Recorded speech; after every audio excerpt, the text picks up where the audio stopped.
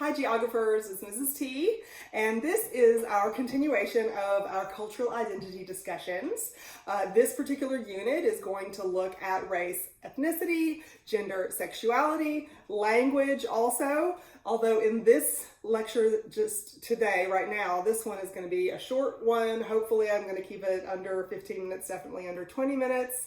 Talking about race and ethnicity and the comparison of those two things, because these are markers of self-identity, cultural identity that often identify otherness from, in this case, in this particular unit, we're going to talk a lot about power and power structures. So the relationship that all of these things have, all these categories of people have to the powerful category of people in society.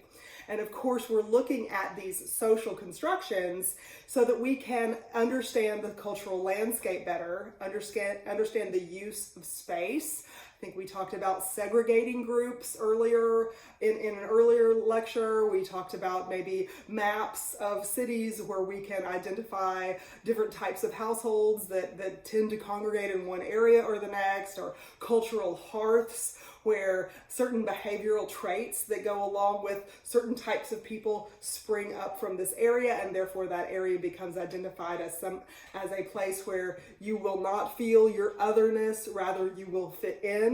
And so these are markers of your ethnic identity, your social identity, your self-identity, the central terms that we learned in the very most recent lecture to this one.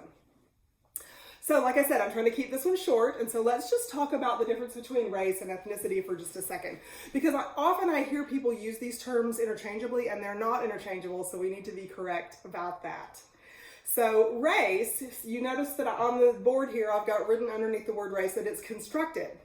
This means that race is defined by each and every culture, and since cultures are different from one place to the next, the definition of what constitutes what race is also different from one place, one culture to the next. So race usually, so the general definition of race is that it's a social construction based on observable physical characteristics that different categories of people have. Typically, or in the US, let me just say in the USA, of course, the observable physical characteristics that tend to group people into one racial category or the next have to do with hair texture, skin color, and sometimes eye shape also is something that is used in the US. There's lots of other physical characteristics, however, and when you go to other cultures, maybe skin tone, maybe hair texture, maybe eye shape is not what that particular society uses to identify or to differentiate among the different races that exist there.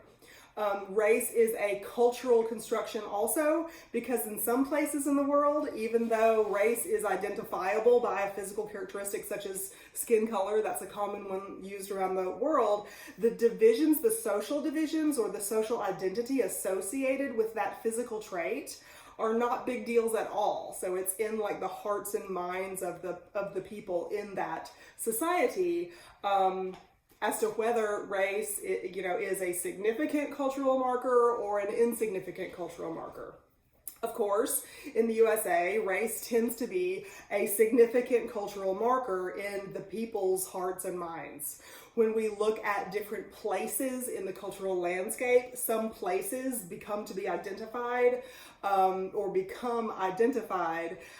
with different racial categories of people. So we will talk more about that when we're looking at maps together, probably at the beginning of next week. So race is a cultural construction. It has no basis in science whatsoever.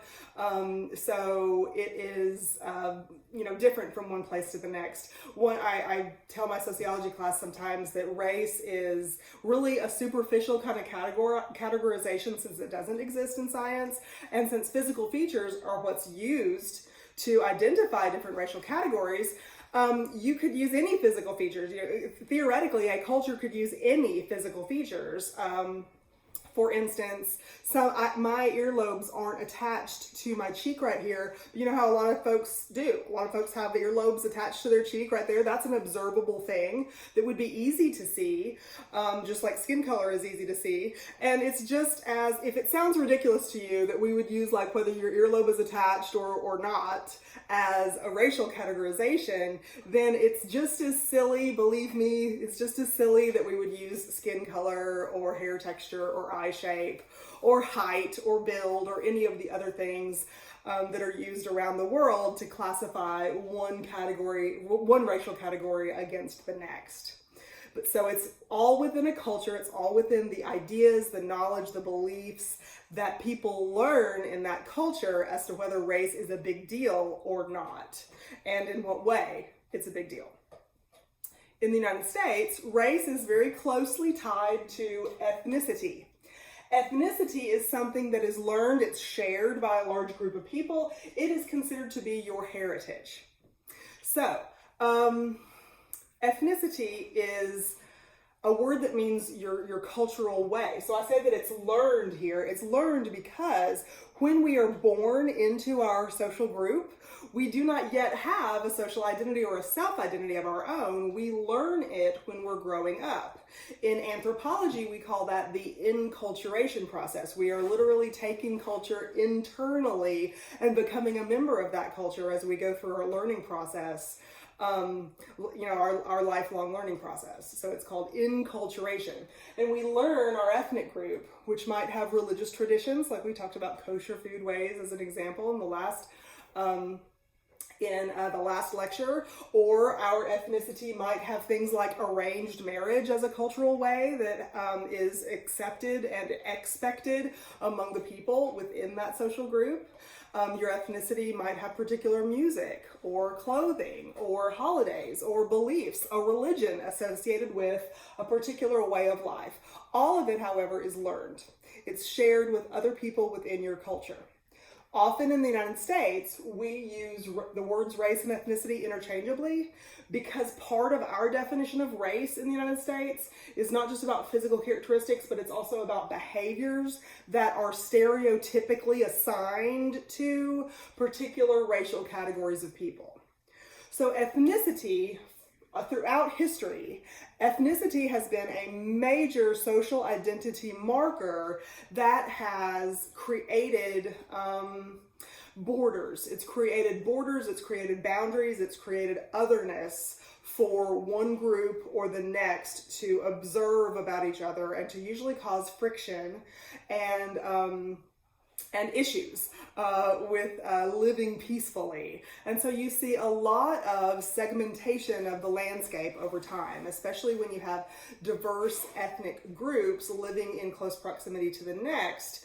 You see a lot of segmentation of the landscape. You see a lot of ownership and border walls or fences or boundaries, whether in your mental maps or whether literally on, a printed region or regional map. This is a border between this kind of territory and that kind of territory. Who owns this? Who owns that? And the power struggle there for territory, for voice in politics, authority, social respect to a great extent. And so race and ethnicity in the United States are linked significantly. However, they are not necessarily linked because race is a cultural construction. They aren't necessarily linked in other parts of the world. So these are two topics that we learn about in chapter 5, I believe that it is, and we're going to look into them a little bit more deeply in a future lecture, but I want to keep this one short, so I'm going to stop now, and we will have another short lecture soon about gender, sex, and sexuality to kind of explain the differences there, and I'll see you again on YouTube. Bye, everybody.